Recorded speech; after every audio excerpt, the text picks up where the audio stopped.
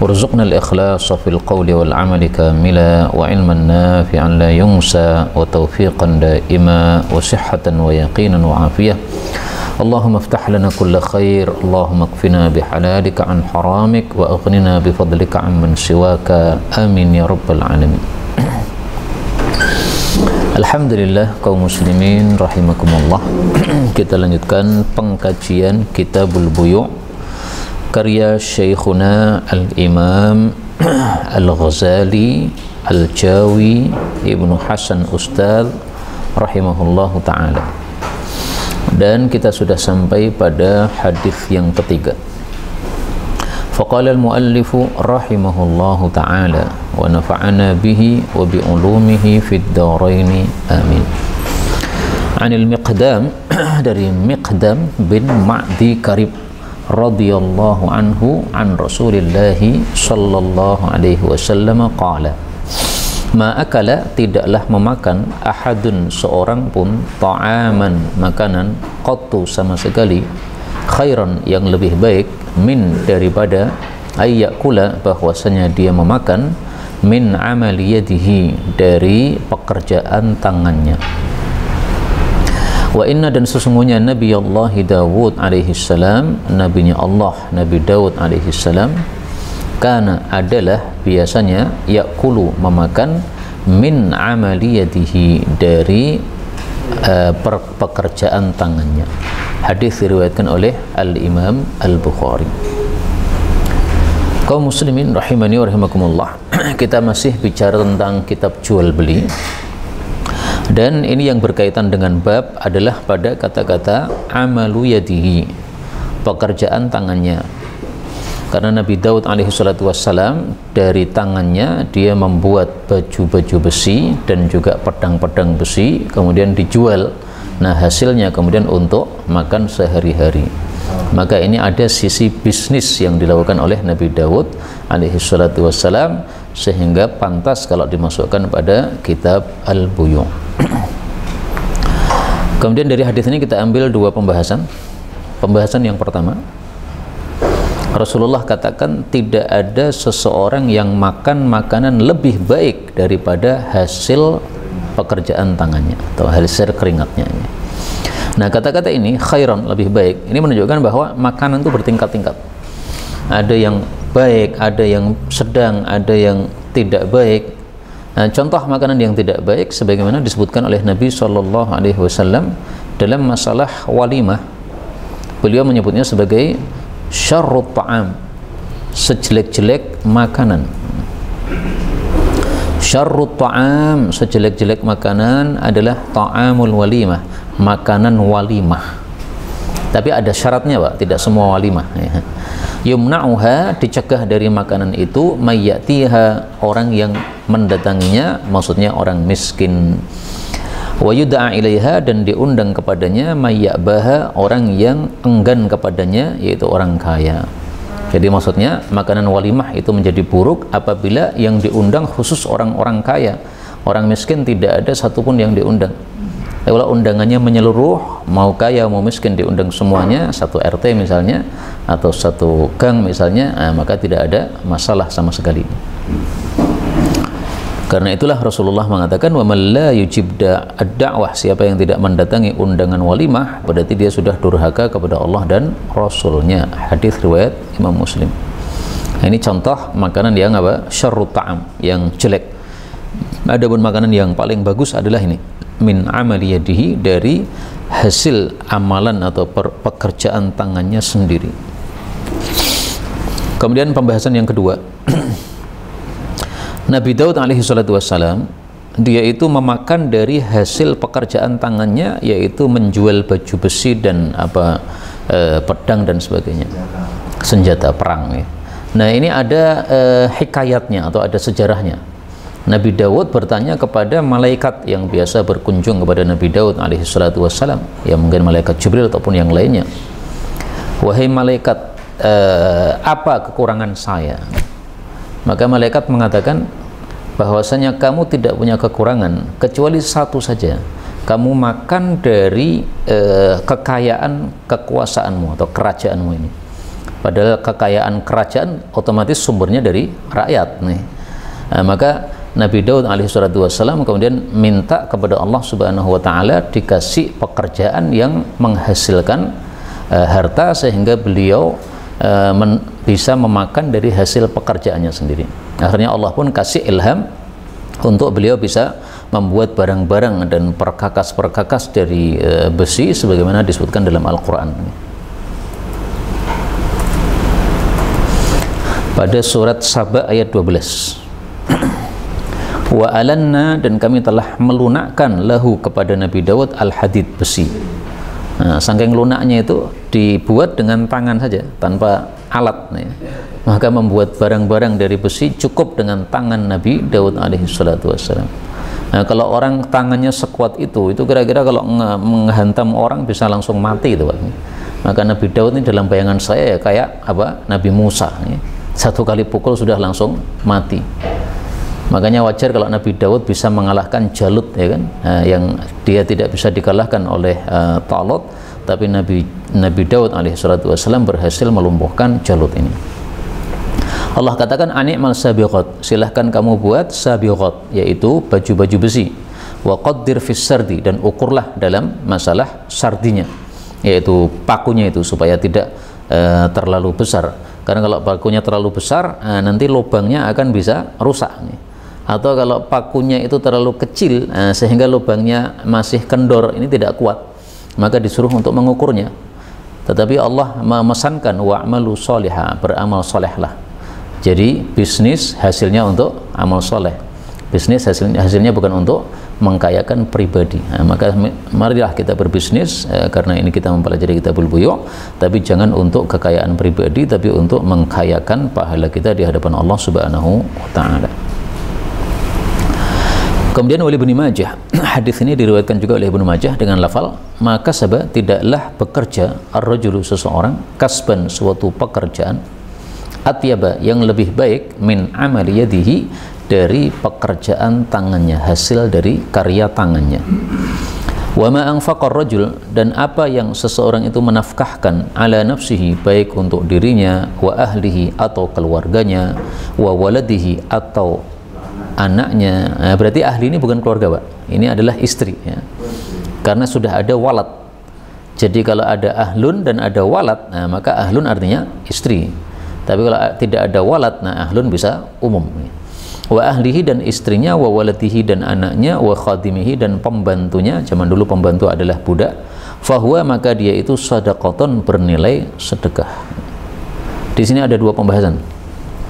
Pembahasan pertama, apa kasbun, usaha atau pekerjaan, atyab, yang paling baik. Ini ada perselisihan pendapat di antara para ulama. Ada yang mengatakan usaha yang paling baik itu adalah berbisnis, berdagang. Kenapa? Karena Rasulullah Shallallahu Alaihi Wasallam pernah ditanya, ya Rasulullah, ayyul kasbi afdal, usaha apa yang paling baik? Maka beliau mengatakan afdalul kasbi, usaha yang paling baik itu adalah bay'un mabrur, jual beli yang baik, jual beli yang tanpa menipu, jual beli yang tidak pakai haram. Nah, maka orang berbisnis ini menurut hadis ini adalah kasab atau kerja yang paling utama, hasilnya itu adalah yang paling utama. Kemudian yang nomor dua adalah wa amalur rajul biyadihi, karya seseorang dengan tangannya. Ini sebagaimana Nabi Daud alaihi salatu wassalam tadi, ya, berkarya dengan tangannya. Atau kalau sekarang ya misalnya tukang ini membuat bangunan dan sebagainya. Kalau Nabi Daud ini menggabungkan antara keduanya, ya, berkarya dengan tangannya, kemudian hasil karyanya dijual. Nah, maka dia menggabungkan dua kebaikan ini. Pendapat yang kedua mengatakan bahwa kasab yang paling utama itu adalah petani. Kenapa? Karena para petani itu tawakalnya kepada Allah sangat tampak. Dia menanam bismillah, kemudian diserahkan sama Allah subhanahu wa ta'ala. Nah, banyak berdoa, ya, meskipun ada serangga tetap saja mereka meskipun memberikan obat, tapi tetap ada doa kepada Allah subhanahu wa ta'ala. Bagi yang muslim tentu saja ini. Nah, maka dari sisi tawakal ini para petani sangat tampak, maka ini kasab dianggap yang paling utama. Pendapat yang paling saya sukai adalah pendapat Ibnul Qayyim, di mana beliau mengatakan kasab yang paling utama adalah kasab yang diberikan oleh Allah kepada Rasulullah sallallahu alaihi wasallam. Apa kata Nabi? Wa ju'ila rizqi tahta dhilli rumhi. Dan diletakkanlah rizki saya, kata Nabi, di bawah naungan tombak saya. Artinya dari hasil perang. Ghanimah. Maka hasil bisnis, hasil bertanam, hasil ghanimah, ini kata Ibnul Qayyim paling utama ini hasil ghanimah. Kenapa? Karena ini rezeki untuk Nabi Muhammad sallallahu alaihi wasallam. Nggak mungkin Rasulullah dikasih hasil rezeki yang rendahan, itu nggak mungkin. Pasti dikasih yang paling utama. Wallahu a'lam bishawab. Nah, kalau snack pengajian ini termasuk rezeki apa nih, Pak? Insya Allah paling utama ya. Karena seperti ghanimah, seperti itu ya. Wallahu a'lam. Kalau yang dibandingkan tadi terbaik usaha kayak rumah Al-Quran. Nah, kalau yang itu bukan masalah usaha yang dibicarakan, sebaik-baik kalian adalah orang yang mempelajari Al-Quran dan mengamalkan Quran. Ini babnya bukan bab usaha ya, tapi bab dari sisi amalan. Amalan yang paling baik itu apa? Maka amalan yang paling baik adalah mempelajari Al-Quran kemudian mengajarkannya. Khairukum, orang yang terbaik di antara kalian, man, orang yang ta'allamal Qur'ana wa 'allamah, mempelajari Al-Quran dan mengajarkan Quran. Kenapa orang yang mempelajari Quran dan mengajarkan ini paling utama? Karena ketika kita mengajarkan Quran, Quran itu dibaca orang, pahala masih terus ngalir kepada kita. Meskipun kita sudah mati, selama ayat itu masih dibaca, masih pahala mengalirkan kepada kita. Makanya Rasulullah SAW mengatakan, man dalla ala khairin falahu mithlu ajri fa'ili. Siapa yang menunjukkan kepada satu kebaikan, maka dia mendapatkan semisal pahala pelakunya. Ini panjenengan para guru ini mengajari murid-murid, nah berarti selama masih diamalkan, ini pahalanya akan mengalir kepada panjenengan. Hadis riwayat Muslim. Kalau ikhlas. Ya, jadi hubungannya dengan profesi mengajar oleh masyarakat. Oh ya. Nah, kalau itu Pak, itu saya tidak menemukan bahwasanya kasab yang paling utama adalah mengajar, itu saya nggak nemukan. Pendapat itu saya nggak nemukan. Yang saya temukan 3 tadi ya, petani atau bisnis atau ghanimah. Bahkan kalau masalah profesi mengajar itu, terutama mengajar agama maksud saya, kalau mengajar dunia beda lagi nih.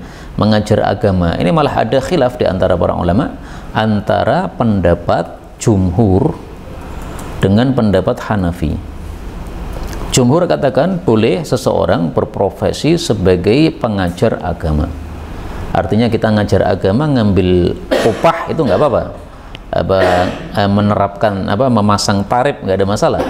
1 jam saya mengajarkan Iqra misalnya, berapa nilainya, boleh menurut jumhur ulama. Mazhab Hanafi nggak boleh. Semuanya punya dalil ya. Dalil mazhab Hanafi dalam Al-Quran, qul la as'alukum alaihi ajra. Katakanlah wahai Nabi, saya tidak meminta kepada kalian atas dakwah ini ajra, upah. Ini ayatnya banyak banget kan, diulangi dalam Al-Quran sampai 4 kali atau lebih. Mazhab jumhur mengatakan boleh, karena Rasulullah SAW bersabda, ahaqqu ma akhadhtum alaihi ajran kitabullah. Yang paling berhak untuk kalian ambil upahnya itu adalah kitabullah. Jadi mengajarkan kitabullah Quran, baik bacanya ataupun tafsirnya ataupun yang lainnya, maka itu boleh untuk mengambil upahnya. Bahkan itu paling berhak untuk kita ambil. Walaupun sudah niat. Meskipun sudah niat untuk apa, Pak? Untuk itu. Untuk upah itu, nggak apa-apa, nggak ada masalah. Tetapi hendaklah kita ketika kita mengajarkan dengan niatan mengambil upah itu hanya niatan sampingan. Kalau bisa begitu. Karena kalau tujuan asal adalah upah, maka pahalanya tampaknya nggak ada. Tapi kalau niatan asal adalah untuk mendapatkan pahala, adapun upah itu karena memang kita butuh kepada nafkah untuk menafkahi anak istri, nggak ada masalah. Jadi niatan sampingan itu menurut para ulama setelah niatan asal pahala itu nggak ada masalah sama sekali. Fenomena muncul Apa itu, Pak? Orang kepingin banyak tapi lupa barokahnya. Banyak duitnya. Iya. Padahal berkah itu tidak harus banyak ya. Banyak orang duitnya banyak tapi tidak berkah. Nah, maka kalau kita mengambilnya itu dengan niatan asal adalah pahala, insya Allah berkah. Tapi kalau niatan asalnya uang itu, saya merasa kok gak ada pahala. Misalkan kita mengejar gelar yang tinggi, saya pengen doktor supaya nanti kalau saya ngajar upahnya besar. Nah kalau kayak begitu itu saya merasa nggak ada pahala itu. Gimana? Orang yang mengambil dunia seluruhnya berarti kehilangan akhirat seluruhnya. Ada semisal itu.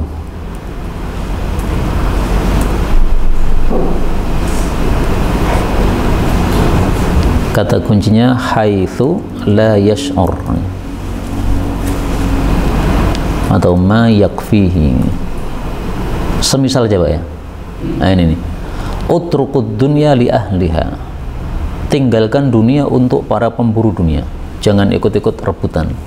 Fa innahu man akhadha minha fawqa ma yakfi. Siapa yang mengambil dunia di atas kecukupannya, akhadha min hatfihi, berarti dia semakin cepat kematiannya, wa huwa la yash'ur, tanpa dia sadari.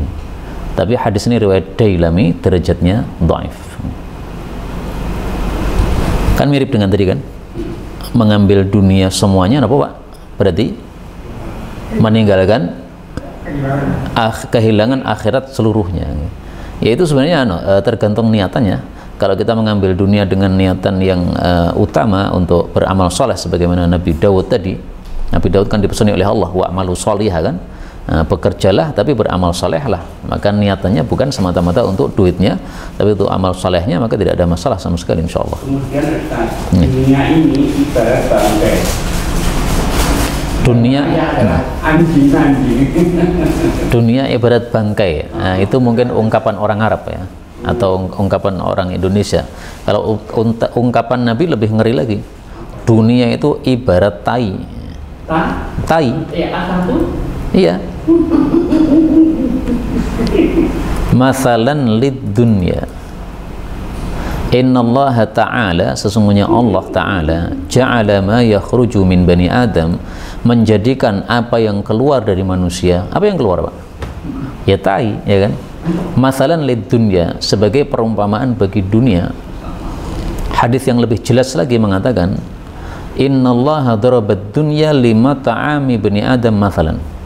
Allah itu menjadikan dunia permisalannya seperti makanan manusia. Wa in qazzahahu, meskipun dia kasih bumbu yang beraneka ragam. Wa mallahahu, meskipun dia kasih garam sehingga lezat rasanya.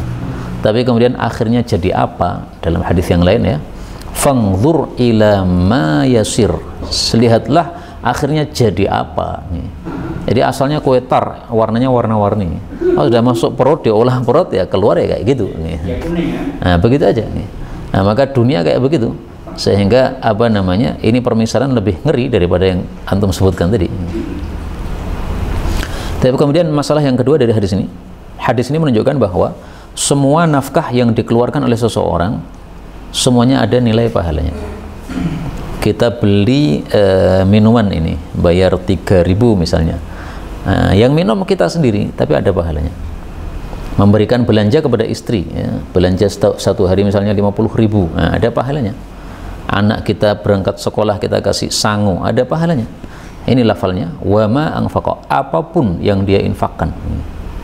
Ini zahirnya tanpa kita niatkan untuk cari pahala tetap ada pahalanya.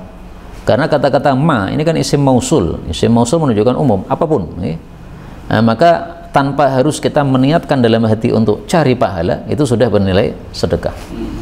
Tapi ada hadis mengatakan kalau tidak ada niatan mencari pahala, nggak ada pahala. Ini hadisnya. La ajra, nggak ada pahala. Liman la hisbata lahu, bagi orang yang tidak mengharap pahala. Hadis riwayat Ibnu Mubarak, derajatnya hasan. Ini dua hadis kalau kita kompromikan, maka la ajra, tidak ada pahala, maksudnya tidak ada pahala yang sempurna. Maka kalau kita kasih nafkah kepada anak istri tidak ada niatan cari pahala, ya karena memang sudah kebiasaan harian seperti itu ada pahala tapi sedikit nih. Supaya pahala kita sempurna, pas kita ngasih itu sambil kita bayangkan pahalanya nih. Ini saya ngasih pengen pahala ya Allah. Nah, sehingga kalau ada niatan begitu insya Allah ngecul gini gampang gitu Pak. Minta berapa? Monggo, kuasi terus nih. Tapi ya tidak usah Pak berlebihan. Beda prinsip infak sama sedekah gimana? Infak dengan sedekah itu kalau dari sisi bahasa bedanya, kalau sedekah itu semua amal baik itu disebut sedekah. Senyum juga sedekah, menolong orang, kullu ma'rufin sedekah. Kalau infak itu harus uang. Kemudian dari sisi bahasa yang dipakai Nabi ini ya, angfaqo nafkah kan ya. Nafkah itu untuk diri sendiri pun disebut nafkah, tapi tidak disebut sedekah. Sedekah kalau kita kasih kepada orang lain nih, bukan keluarga, bukan anak, tapi orang lain nih, orang miskin kita kasih, itu baru sedekah. Maka kalau untuk diri sendiri Nabi tidak menggunakan istilah sedekah, tapi istilahnya nafkah. Tapi sama saja deh, mau disebut nafkah, mau disebut sedekah, pokoknya ada nilai pahalanya di hadapan Allah Subhanahu wa ta'ala. Kecuali satu, yaitu untuk memewahkan bangunan, maka tidak ada nilai pahalanya illal bunyan. Kullu nafaqatin, setiap nafkah. Nah, ini istilahnya bukan sedekah tapi nafkah. Yunfikuhal abd, yang dikeluarkan oleh seorang hamba, yu'jaru fiha, dia diberi pahala padanya, illal bunyan, kecuali kalau untuk memewahkan bangunan maka tidak ada pahalanya. Hadis riwayat Tabarani. Nah, ini kalau diterjemahkan illal bunyan, kecuali bangunan, gitu aja memang. Tapi mari kita menjelaskan hadis sesuai penjelasan para ulama. Kalau kita menjelaskan hadis sesuai dengan pemahaman kita bukan ulama, nanti jadi salah kaprah hadisnya nanti. Nah, para ulama ternyata membahas illal bunyan itu maksudnya kecuali kalau untuk memewahkan bangunan. Memewahkan. Kalau untuk keperluan malah ada pahalanya. Misalkan panjenengan nikah lagi, kemudian di tingkatnya menjadi dua lantai, okay? Istri pertama di bawah, istri kedua di atas. Ini ada pahalanya. Nikah lagi maka 3 lantai, nikah lagi maka 4 lantai. Wah, ada pahala itu, karena diperlukan.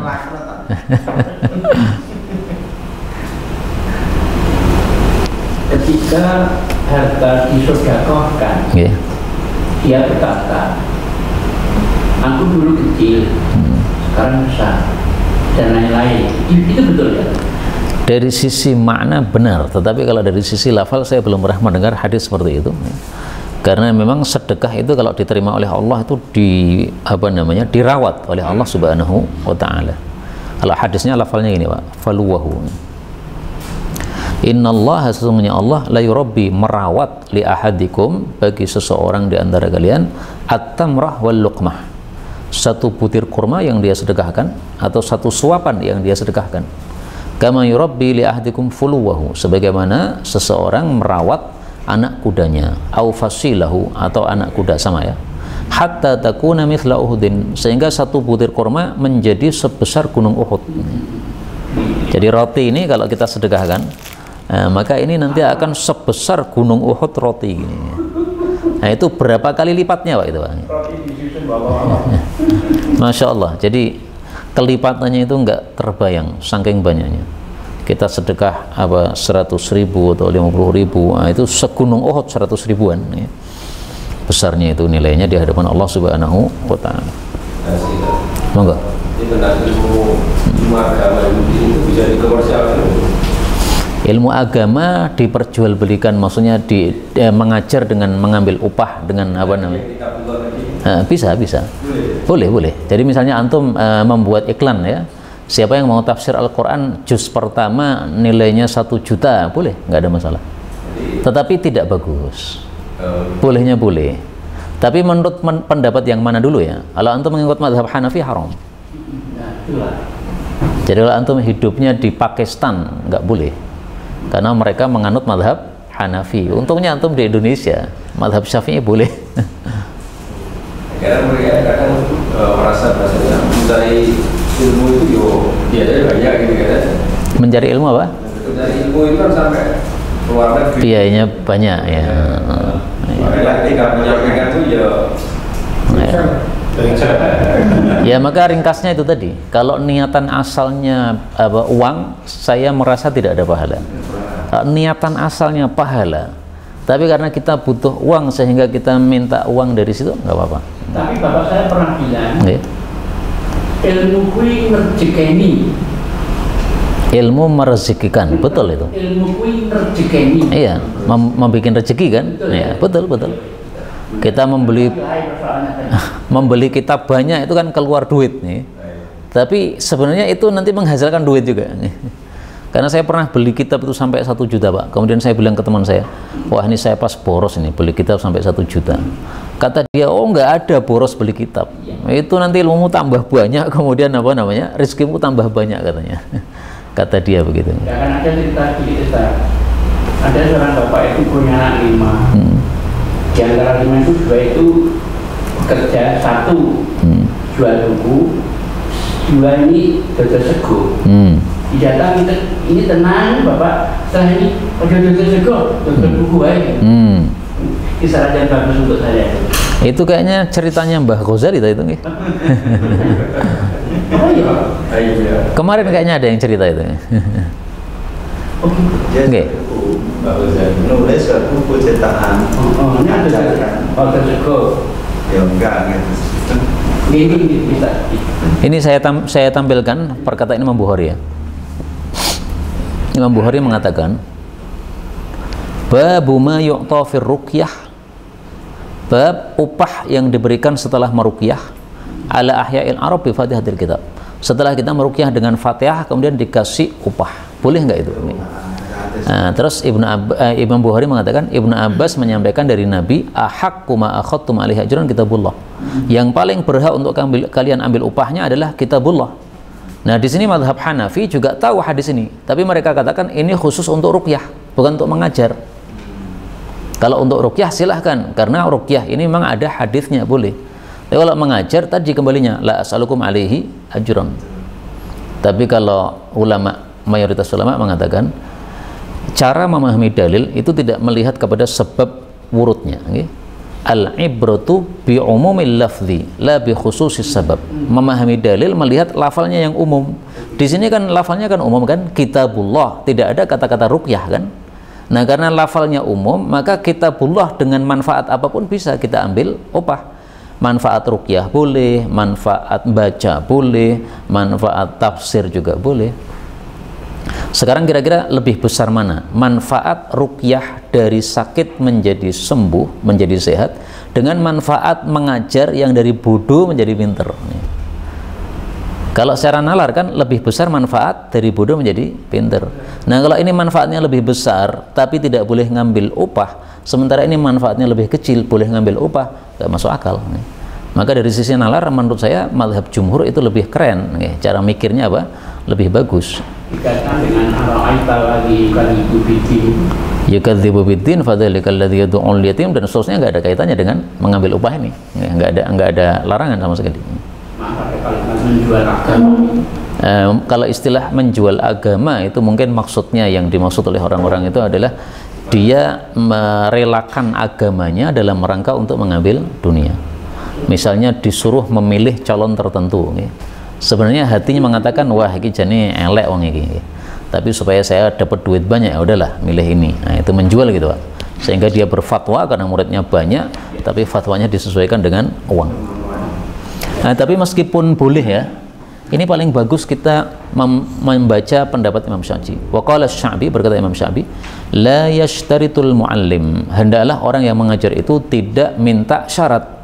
Minta syarat maksudnya tidak minta upah, tidak memasang tarif. Illa ayyu'ta syai'an, kecuali kalau dikasih sesuatu falyaqbalhu, maka silahkan dia terima. Nah, maka kita masuk ke suatu pendidikan misalnya ya, kita mengajar, dikasih berapapun sudah terima saja, itu yang paling bagus. Nggak usah minta syarat saya harus begini-begini.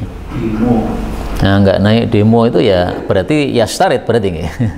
Ya bolehnya sih boleh kan bersyarat, tapi kalau kata beliau nggak sepantasnya. Allah Maha Kaya gitu ya. Ya. Arahnya guruan yang kere ya. Dan sebenarnya kalau kebutuhan kita itu kan hanya sedikit sebenarnya kan. Ya, sebenarnya kan. Iya, makanya mengajar itu sebenarnya ya sudah cukup nafkah yang kita dapatkan dari mengajar itu meskipun berapapun. Ya. Ada cerita sahabat suatu yang ketika meruqyah kepala suku sembuh dikasih hadiah kambing itu. Iya. Rasulullah. Itu yang tadi saya bacakan tadi. Nah, itu kan 30 kambing dikasih karena orang yang datang memang 30 orang. Jadi sahabat Nabi itu 30 orang mampir di satu kampung, kemudian mereka minta dikasih makanan, ternyata kampung itu kampung pelit nih. Mereka katakan tamu nggak dapat makanan. Nah, akhirnya Allah takdirkan kepala sukunya sakit. Akhirnya mereka minta disembuhkan oleh Abu Sa'id Al-Khudri. Abu Sa'id Al-Khudri mengatakan, saya bisa menyembuhkan orang sakit dengan ruqyah, tapi kalian orang-orang pelit ya saya nggak mau. Ya. Maunya kalau nanti kamu sembuh, kamu kasih makanan kepada kami. Akhirnya sepakatan 30 kambing karena 30 orang. Akhirnya diruqyah 3 hari kalau nggak salah itu, setiap pagi datang, setiap sore datang, dibacakan Fatihah 7 kali. Akhirnya sembuh. Nah, sembuh betul, dikasih 30 ekor kambing.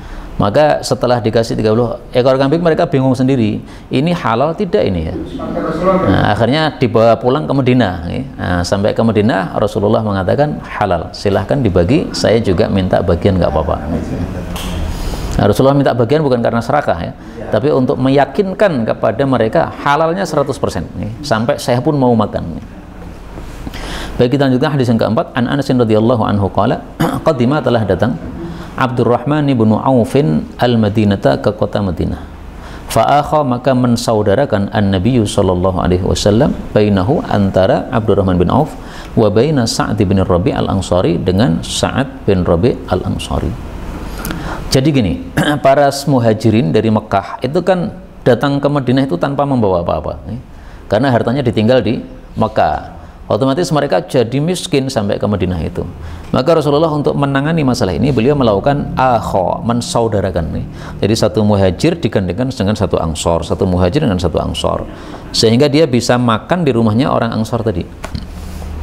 Nah, muakhah seperti ini zaman dulu, selain sebagai hubungan ke keluarga dekat, juga saling mewarisi zaman dulu. Sampai turun ayat yang mengatakan bahwa yang berhak mewarisi itu kerabat. Nah, maka habis itu saling mewarisnya sudah putus. Allah mengatakan wa ulul arhami ba'duhum aula bi ba'din. Wa ulul arhami, dan orang-orang yang memiliki hubungan kerabat, ba'duhum sebagian mereka, aula bi ba'din. Ini surat Al-Anfal ayat yang ke-75. Nah, ayat ini yang menghapus saling mewarisi antara sahabat muhajir dengan ansor tadi. Kemudian wakana Sa'dun, adalah Sa'ad bin Rabi' ini dzaqina, orang yang punya kekayaan. Faqala, maka dia mengatakan li Abdurrahman, kepada Abdurrahman bin Auf, uqasimuka, saya bagi kepada engkau mali, harta saya, nisfaini, 2 bagian, wa uzawwi juga, dan saya menikahkan engkau.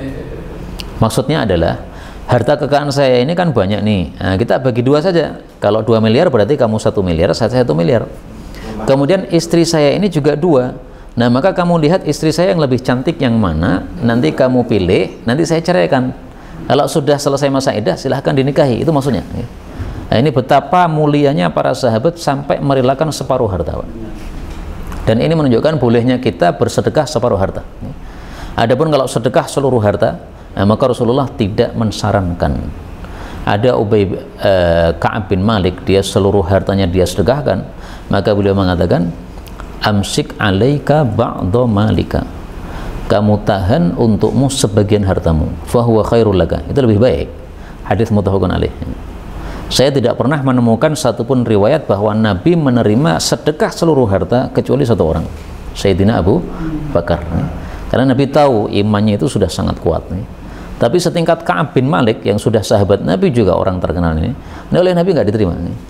Sedekah seluruh harta enggak, ya, kamu ambil sebagian, tetap harus butuh kamu itu, keluargamu juga harus butuh. Nah, maka kalau ini dalil menunjukkan bolehnya sedekah separuh harta. Qala barakallahu laka, mudah-mudahan Allah memberkahi engkau, fi ahlika, pada istrimu, wa malika, dan hartamu. Ini kata para ulama, cara kita menolak pemberian orang. Jadi kalau orang ngasih kita terima, kan doanya kan jazakumullahu khairan. Tapi kalau kita tolak, ini cara doanya.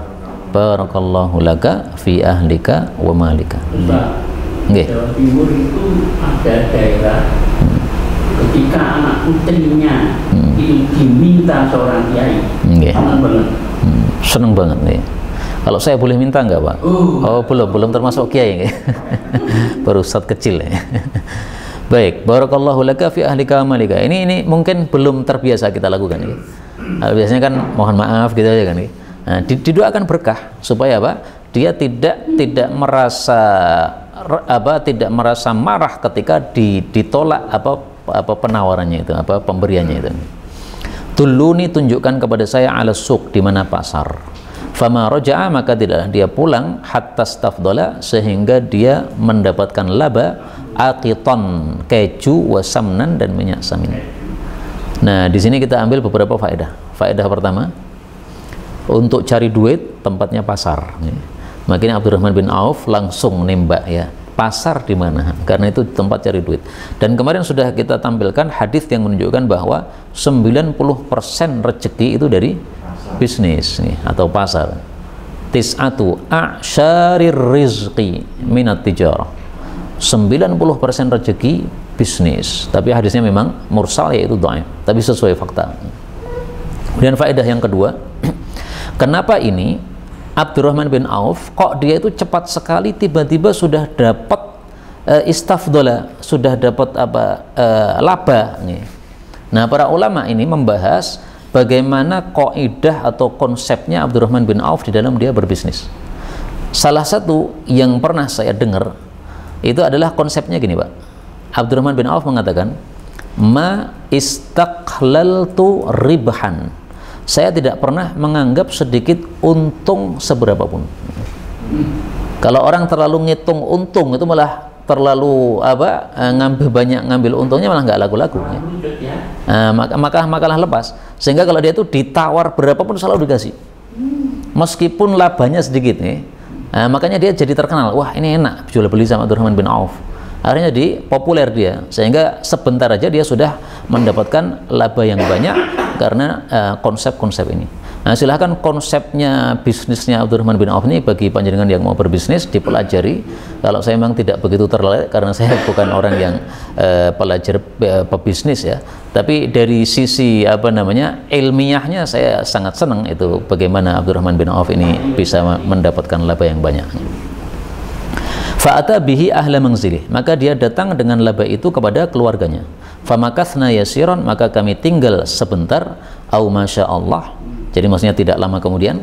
Faja'a, dia datang, wa alaihi, padanya wadorun, ada bekas min sufratin, dari minyak sufrah.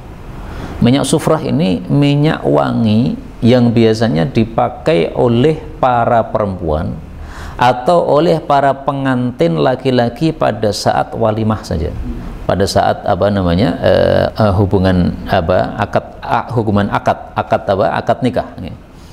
Sehingga untuk hari-harian sufrah ini nggak dipakai laki-laki, biasanya yang pakai itu perempuan, karena sufrah itu warnanya kuning, sehingga tidak cocok untuk para laki-laki. Kalau laki-laki sudah pakai sufrah, ini pasti dia baru saja menikah. Makanya Nabi bertanya, faqala lahun nabiyyu sallallahu alaihi wasallam. Ya, Nabi bertanya, "Mahyam, apa kabar?" Apa kabar maksudnya, loh kok kamu sudah pakai warna kuning, ini biasanya dipakai orang-orang menikah. Ada juga yang mengatakan sufrah ini khusus para wanita, tidak boleh laki-laki memakai. Sehingga pertanyaan Nabi ini, mahyam, ini maksudnya Nabi menegur, loh kamu laki-laki kok pakai parfumnya wanita, ini nggak cocok. Tapi sebelum Nabi melakukan nahi mungkar, Nabi tanya dulu. Barangkali dia nggak pakai, cuma ketempelan oleh orang, gitu kan? Maka dari sini diambil fikih bahwa sebelum nahi mungkar dilakukan, hendaklah tabayyun dulu. Apakah betul kamu melakukan kemungkaran? Bisa jadi isu yang tidak benar. Maka ini ada dua fikih ya. Fikih yang pertama, ini adalah biasa dipakai oleh para laki-laki ketika menikah, berarti Nabi bertanya karena perhatian kepada sahabat-sahabatnya. Atau ini khusus para wanita, maka Nabi bertanya yaitu untuk tabayyun sebelum nahi mungkar. Itu etika, Ustaz. Pripun? Etika. Iya, yang diajarkan oleh Rasulullah sallallahu alaihi wasallam. Qala, dia mengatakan, ya Rasulullah, wahai Rasulullah, tazawwajtum ra'atan, saya sudah menikah seorang wanita minal ansor. Nah, dua tafsiran ini sama-sama bisa kan ya? Saya pakai karena memang saya menikah, atau kalau tafsiran yang kedua, ini saya nggak memakai sebenarnya, tapi istri saya nempeli saya, akhirnya kena ini. Jadi nggak sengaja saya pakai, enggak, karena memang nggak boleh laki-laki pakai parfumnya wanita. Qala, beliau mengatakan, ma sukta ilaiha, apa yang engkau berikan mahar kepadanya? Qala, dia menjawab, nawatan, seberat satu nawat min dahabin, dari emas. Nah, nawat ini ada dua tafsiran. Nawat kalau kita lihat di kamus itu artinya adalah butir kurma. Sehingga nawatan min dahabin, emas seberat butir kurma. Tafsiran yang kedua, nawat itu adalah timbangan yang beratnya kalau untuk emas itu adalah emas yang nilainya 5 dirham. 5 dirham. Dirham itu kan perak, Pak. Nah, maka kalau dikatakan nawatan min dahabin, emas senawat, maksudnya emas yang nilainya 5 dirham. Zaman dulu 1 dinar nilainya 10 dirham. Berarti kalau 5 dirham berarti apa? Setengah dinar. Maka dari sini kita mengetahui berapa maharnya Abdurrahman bin Auf. 1 dinar sekarang 4 juta sekitarnya. Berarti dia membayar setengah dinar, maka maharnya sekitar 2 juta. Nah, maka yang mau nikah dengan mahar Abdurrahman bin Auf nih 2 juta. Kalau dulu belum 2 juta silahkan nikah lagi nggak apa-apa. Dengan mahar 2 juta untuk ngamalkan hadis ini. Au qala wazna nawatin min dahabin. Qala, beliau mengatakan, aulim walimahlah walau bisyatin, meskipun dengan seekor kambing. Hadis riwayat Bukhari. Ini ada dua faedah ya. Faedah pertama, hukum walimah. Sunnah apa wajib? Wajib. Kalau panjenengan mengatakan wajib, berarti mengikuti pendapat minoritas ulama. Minoritas. Pendapat mayoritas ulama mengatakan hukum walimah adalah sunnah. Ternyata nggak cukup. Ya, perlu makan. Yang mengatakan wajib, selain karena hadis tadi menyuruh dan hukum asal perintah adalah wajib, juga karena sabda Nabi, innahu la budda, sesungguhnya harus, lil ursi, pernikahan itu, min walimah, ada walimah. Nah, kata-kata la budda harus dipahami hukumnya wajib. Ini hadis riwayat Imam Ahmad, derajatnya sahih. Tapi jumhur ulama berpendapat walimah tidak wajib. Sehingga kalau seseorang itu nikah tanpa mengadakan walimah, ya tidak berdosa. Kemudian fikih yang kedua, di sini Nabi mengatakan meskipun dengan seekor kambing. Para ulama menjelaskan, ini kata-kata ini karena diucapkan kepada Abdurrahman bin Auf yang dia orangnya kaya. Seandainya Nabi ngomong kepada orang miskin, beliau tidak akan mengatakan meskipun dengan 1 kambing, karena 1 kambing itu mahal. Maka mungkin beliau akan mengatakan meskipun dengan roti 2000-an, nggak apa-apa, nggak ada masalah. Nabi juga murah sekali. Nah, berapa Pak maharnya, apa namanya, walimahnya Nabi? Tepungnya berapa? Nih saya carikan ya. Riwayat Imam Bukhari. Gandum. Aulama Rasulullah, ya, Rasulullah sallallahu alaihi wasallam mengadakan walimah ala ba'di nisaihi, atas sebagian istrinya, ala muddaini min sya'irin, hanya dengan gandum 2 mud saja. Ini riwayat Bukhari Pak, nomor 5172. Nabi walimah kepada sebagian istrinya bimuddaini, dengan 2 mud dari gandum. 1 mud kan segini. Nah, ini dikumpulkan 2 kali, kemudian dibuat bakwan. Berapa itu kira-kira? Berapa itu Pak? Kira-kira bakwan 20.000 lah. Bakwan 20.000 kan sudah lumayan itu Pak. Itu dapat 40 ya. Nah, maka kalau ngundang 40 orang, masing-masing dapat 1 bakwan, 1 cabai, itu sudah sah walimah seperti itu, nggak ada masalah. Nah, di sini nggak disebutkan ya, ba'di nisaihi, sebagian istrinya itu nggak disebutkan nih. Dan saya nggak tahu. Kalau Sofiyah ini perawinya ini. Ya, maksud saya, pastikan dengan Sofiyah. Kalau dengan Sofiyah hadisnya bukan yang ini. Yang dengan Sofiyah itu Rasulullah SAW walimahnya di tengah perjalanan safar, Nah waktu itu para sahabat mengumpulkan makanan-makanan. Jadi hadisnya bukan yang ini, kalau ini yang lain.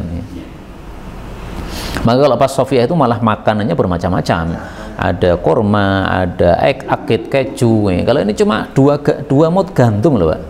Gandum ya buat roti lah. Kalau sekarang untuk Indonesia ada buat tadi bakwan tadi itu. Tapi yang mungkin barang Nabi jadi banyak. Bisa jadi. Kemudian wa fi riwayatin wa indal ansari imra'atan. Orang Ansari tadi Sa'ad namanya tadi punya 2 istri. Fa'arada alaihi, dia menawarkan kepadanya ayyuna sifahu, untuk dibagi separuhnya, ahlahu, baik istrinya, wa malahu, dan hartanya. Maka dijawab, barakallahu laka fi ahlika wa malika, tulluni ala suqi fa'ata suqa farabiha. Lalu dia mendapatkan untung syai'an, sesuatu, min akitin keju, wa syai'an min samnin. Ini yang saya paham, ini Mbah Ghazali kenapa kok menampilkan riwayat yang lain ini, padahal riwayat sebelumnya itu sudah jelas ya. Karena di sini ada kata-kata yang perlu diperjelas lagi, yaitu pada kata-kata ini, wa uzawwijuka, saya menikahkan kepada engkau. Apa maksudnya menikahkan ini? Nah, kalimat berikutnya lebih jelas, imro'atan, dia punya 2 istri, berarti menawari salah satu istrinya. Kemudian tadi juga ada kata-kata istafdola ya. Istafdola ini kan kalimat yang jarang dipakai nih, sehingga maknanya apa nggak begitu jelas. Maka beliau tampilkan di sini riwayat yang lebih jelas, robiha. Robiha itu artinya untung, dan ini sudah kalimat yang sudah sering dipakai. Nah, maka tampaknya beliau itu memakai kaidah al-haditsu yufassiru ba'duhu ba'dan. Hadis itu satu sama lain saling menafsirkan. Tampaknya wallahu alam. Saya meraba-raba saja kenapa beliau tampilkan riwayat-riwayat begini nih. Ini yang dapat kita pelajari. Wallahu alam bishawab. Alhamdulillahirabbil alamin. Silakan. Ini cuma tidak apa itu untuk ambil walimah terus ngasih kota infak. Nah itu ada haramkan itu nyumbang. Apalagi kalau masih sampai dicatat, dibuka, dicatat. Ada 2 hal ya. Yang pertama, sebenarnya kondisi begitu tidak ada di masa Rasulullah SAW. Yang kedua, kalau tujuannya hanya saling bantu, itu sebenarnya bagus. Karena Rasulullah ketika tadi walimah di tengah perjalanan menikahi Sofia, itu semuanya saling bantu. Ada yang bawa kurma di sokke, ada yang bawa keju di sokke. Nah, jadi Rasulullah mungkin malah tidak bondo para sahabat yang membawa makanan. Tapi yang jadi masalah di Jawa itu kayaknya nggak begitu. Dicatat tadi Pak, sehingga kayak seperti utang gitu loh. Dan saya pernah naik bis itu, ada 2 orang cerita, salah satunya mengatakan pas dia itu saya undang, dia itu nyumbangnya sate, tak balas genti, pas dia ngundang itu tak kayak sate genti ya, gitu. Jadi seolah-olah kayak nggak terima. Nah, seperti ini wah jadi rusak kayak begini. Maka kalau saya nggak mau pasang kotak, tapi kalau ada orang ngasih, nah kita terima aja. Tapi masang, menurut saya menghindar, karena adat yang ada di Jawa itu kayak begitu, semacam jadi utang begitu. Jadi malah nggak bagus. Kalau tidak disiapkan ada, nggak mungkin diniati itu ditafsiri orang nggak mampu sumbangan. Begitu Pak ya? Iya. Ya malah nggak apa-apa tuh.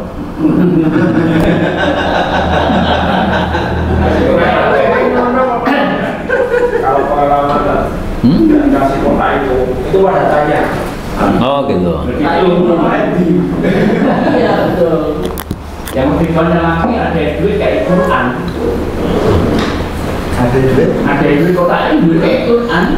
Tapi ya susah ya, kalau orang-orang sudah nyiapkan amplop, sementara kita nggak nyiapkan, nanti malah repotnya kita numpuk gini.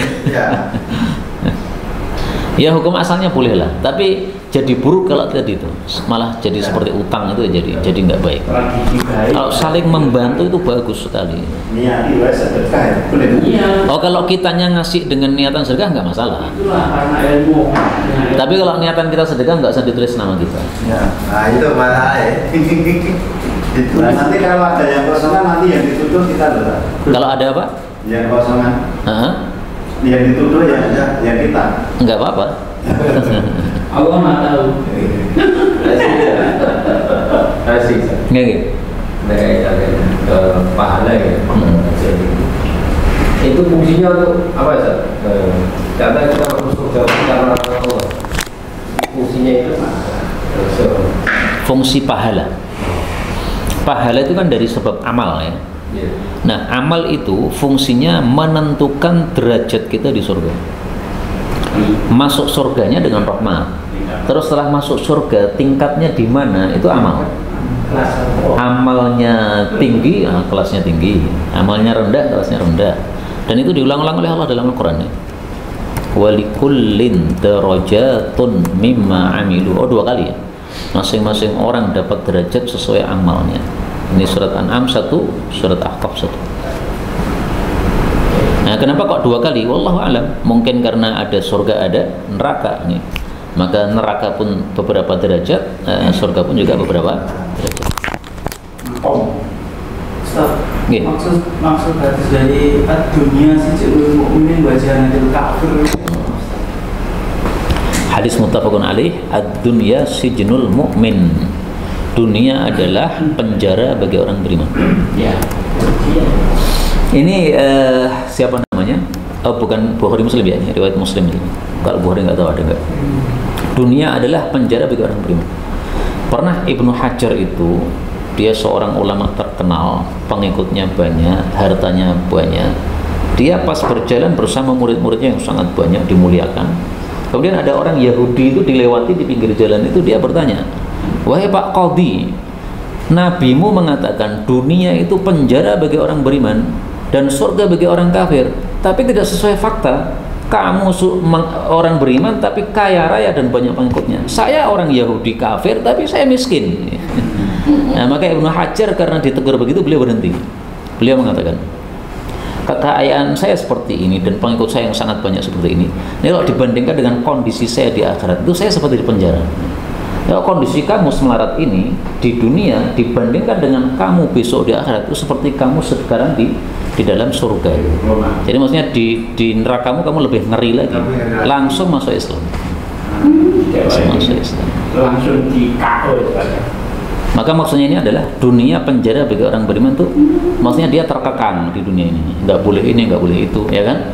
Mau menikah dibatasi 4, nggak boleh lebih. Nah, kemudian banyak yang diharamkan, ya meskipun sebenarnya lebih banyak yang dihalalkan.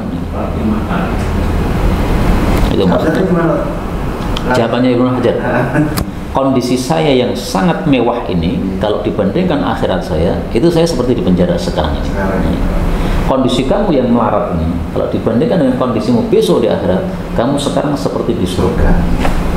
Di akhirat lebih ngeri lagi kamu ya. Langsung masuk Islam.